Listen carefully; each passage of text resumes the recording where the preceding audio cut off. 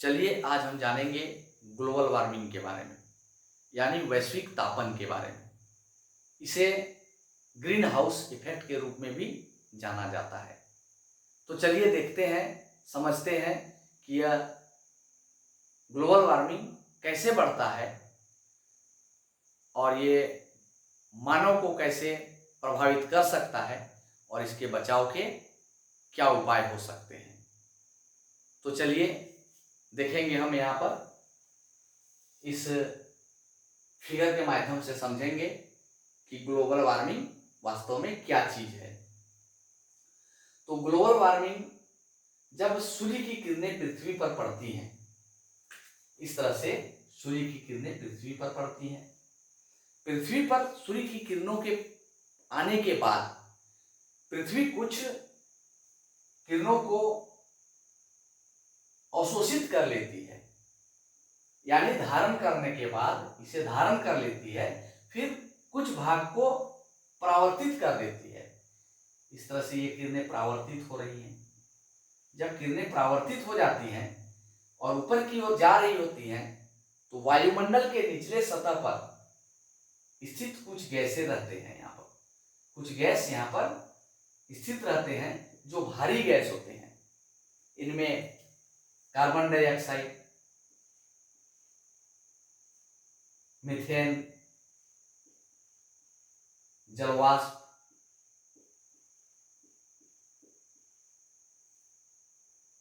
ये सब उपस्थित रहते हैं। इनके अलावे और कुछ गैस भी यहाँ पर उपस्थित रहते हैं जो सूर्य की किरणों को अवशोषित कर लेती हैं और इन्हें ऊपर जाने नहीं देती हैं। तो यहाँ पर ग्रीन हाउस इफेक्ट यानी हरित गृह प्रभाव उत्पन्न हो जाता है। इसके नीचे का भाग धीरे धीरे गर्म होने लगता है, क्योंकि सूर्य के प्रकाश में गर्मी होती है। यह गर्मी जब ऊपर नहीं जा पाता है, इन्हें गैस धारण कर लेते हैं, अवशोषित कर लेते हैं, तो इन क्षेत्रों में गर्मी बढ़ने लगती है। धीरे धीरे यह गर्मी पृथ्वी के गर्मी को भी बढ़ाता है और पृथ्वी में ग्लोबल वार्मिंग की स्थिति आनी शुरू हो जाती है। तो यहां पर ग्लोबल वार्मिंग की समस्या उत्पन्न हो जाएगी।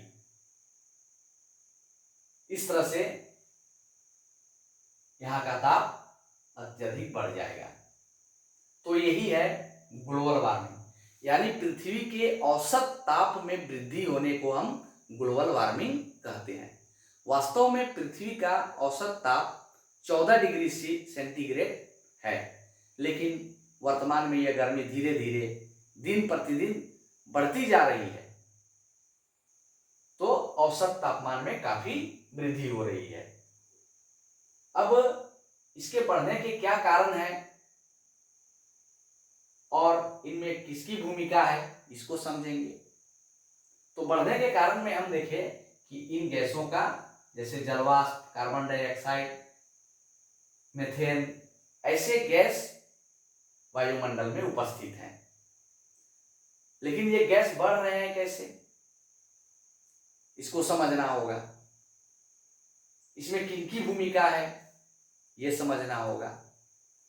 तो इसमें सबसे बड़ा योगदान है मानव समाज का, जो इसमें अहम भूमिका निभा रहे हैं ग्लोबल वार्मिंग को बढ़ाने में।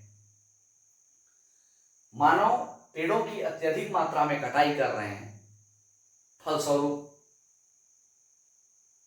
गर्मी बढ़ती जा रही है, क्योंकि इन गैसों से शीतलता प्रदान करने का काम, या फिर यहाँ पर इन गैसों को धारण करना यानी अवशोषित करने का काम पेड़ पौधे ही करते हैं।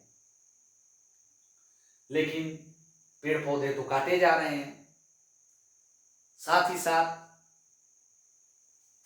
उद्योगों से निकलते हुए धुएं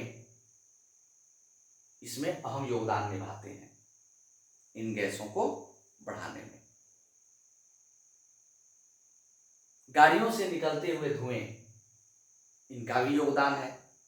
साथ ही साथ बहुत से ऐसे कूड़े कचरे को भी हम जला देते हैं जिनसे हानिकारक गैस निकल करके वायुमंडल में फैल जाते हैं और इस तरह से ग्लोबल वार्मिंग के बढ़ने में अहम भूमिका निभाते हैं, ग्रीन हाउस इफेक्ट में योगदान देते हैं। अब इसके प्रभाव को देखेंगे। अगर ग्लोबल वार्मिंग बढ़ जाएगा, अगर ग्लोबल वार्मिंग बढ़ जाता है तो क्या समस्या उत्पन्न हो सकते हैं मानव समाज के सामने, इस बात को हम समझेंगे। ग्लोबल वार्मिंग बढ़ने पर पृथ्वी की तापमान अत्यधिक बढ़ जाएगी, जिससे यहाँ पर जीव जंतुओं का रहना संभव नहीं हो पाएगा। कोई भी जीव यहाँ पर रहने में सक्षम नहीं हो पाएंगे, समर्थ नहीं हो पाएंगे कि ये पृथ्वी में रह सके। ऐसे में एक प्रकार का संकट उत्पन्न हो जाएगा सारे जीवों के सामने। ग्लेशियर पिघलने लगेंगे, जिससे नदियों में बाढ़ आ जाएगी। समुद्र का तल ऊपर उठने लगेगा, जिससे किनारे का जमीन समुद्र में समाता जाएगा। साथ ही साथ कृषि को भी प्रभावित करेगा। कृषि का समय उलट पुलट हो जाएगा और बीमारियां फैलने लगेंगी। इस तरह के अनेक समस्याएं उत्पन्न हो जाएंगे जब ग्लोबल वार्मिंग बढ़ जाएगी। मतलब कि पृथ्वी का ताप जब बढ़ जाएगा तो इस तरह की समस्याएं उत्पन्न स्वतः होने लगेंगे। तो इन सबसे बचाव के लिए मानव समाज को आगे बढ़ना होगा। जब तक मानव समाज इसका ख्याल नहीं करेगा कि हमें ग्लोबल वार्मिंग यानी कि विश्व के तापमान को, धरती के तापमान को हमें घटाना है, तब तक ये संभव नहीं हो पाएगा। इसके लिए मानव समाज को पेड़ पौधों को नहीं काटना होगा, बल्कि पेड़ पौधे को लगाने में ध्यान देना होगा। साथ ही साथ उद्योगों से निकलते हुए धुएं, गाड़ियों से निकलते हुए धुएं को इस प्रकार से कंट्रोल करना होगा कि ये वायुमंडल में इस तरह के हानिकारक गैसों को बढ़ावा न दे सकें, न बढ़ा सकें।